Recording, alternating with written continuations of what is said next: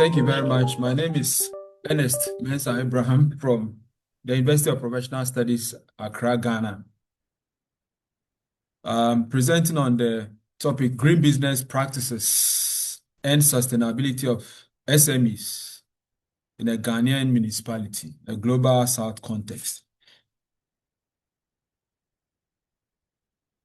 So as you are very much aware, SMEs, they contribute significantly to economies, especially in developing economies.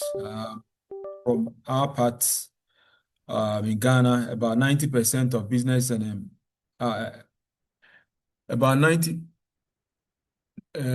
Ghana's economy represents about 90% of businesses and employing over 70% of the national workforce. So that should tell us that SMEs play a very important role in the economy of the nation. However, despite their importance, we still have many SMEs still continue to deploy the traditional business models, for which reason not much attention is paid to environmental sustainability concerns. So green business practices are becoming increasingly essential globally as firms are adopting waste reduction, eco-friendly products, and energy-efficient technologies to improve long-term competitiveness. And it's also against the backdrop that these days consumers have become very environmentally conscious and want to know how products are being produced. Yet in the nation and then the municipality where we did the work, we still find that adoption remains limited due to low awareness and inadequate incentives, as well as restricted access to green technology. This creates a knowledge gap regarding the specific challenges and opportunities that SMEs face. So we set out to explore how SMEs in the municipality understand and adopt green business practices, the factors that motivate adoption, and the factors that are hindering adoption, so that we could see how we could improve adoption. The goal was to generate insight that could guide policy formulation and capacity building for sustainable SME growth in the nation. So these are research objectives. We sought to...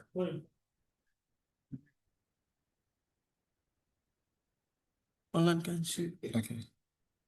Can you see? Yeah, no, online can see already. Okay. What will you hear? Yes.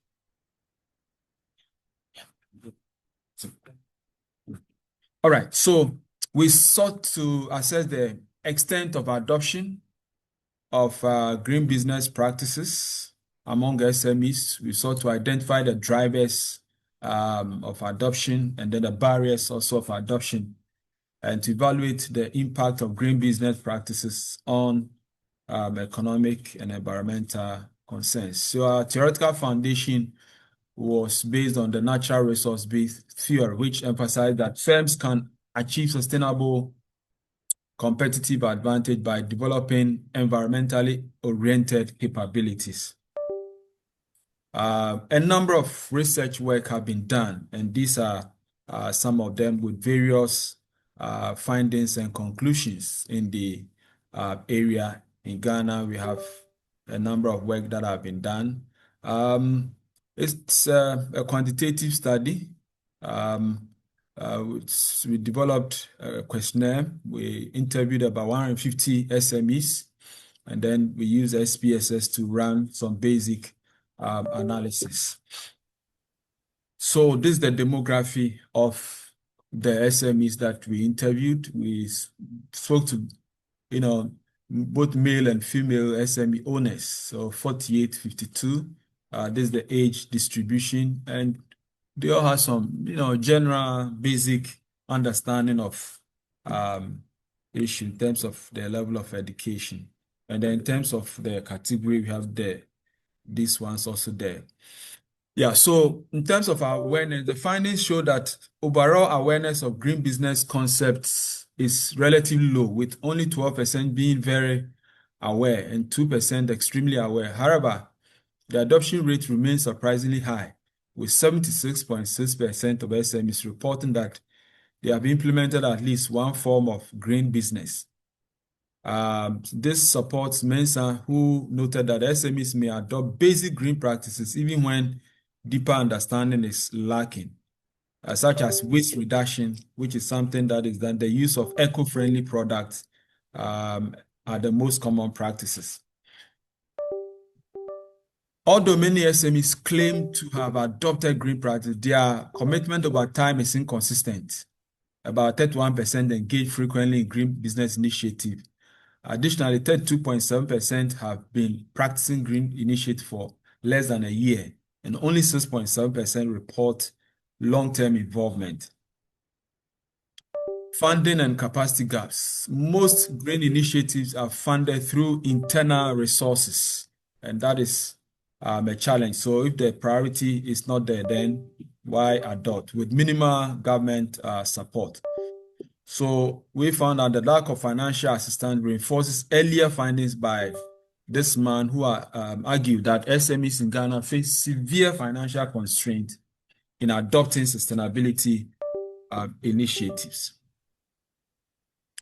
So these are the drivers of and barriers of green business. So in our study, we saw that compliance with regulations, customer demand for eco-friendly products, competitive advantage, and then corporate reputation. And if you look at the means, they are all more like moderate in terms of the means. And then the barriers, the key ones are the financial constraints and lack of technical knowledge, and then the others that also follow. In terms of what is driving adoption, these findings align with the natural resource-based theory, indicating that SMEs consider green initiatives as strategic resources for improving image and meeting stakeholder expectations.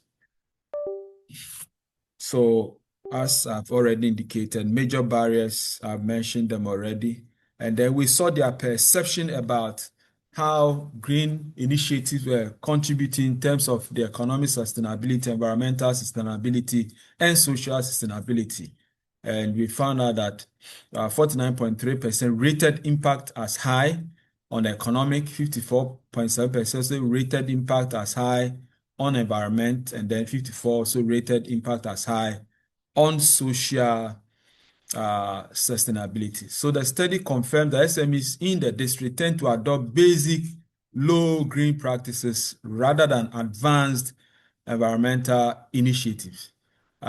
This supports work by Brahma, who explained that SMEs adopt practices that offer immediate and visible returns. Findings also show that despite limited awareness and training, SMEs are increasingly acknowledging the value of sustainability. So in conclusion, green business practices have a positive and multidimensional impact on the sustainability of SMEs in the district. Ethical motives and the desire to strengthen corporate reputation also play a role. The findings reinforce the natural resource-based theory that once you have internal sustainability capacity, it can reinforce your competitive. And however, deeper integration of green practices requires structured institutional support, improved funding, and access to training programs. So these are some of our recommendations for the work. Thank you very much.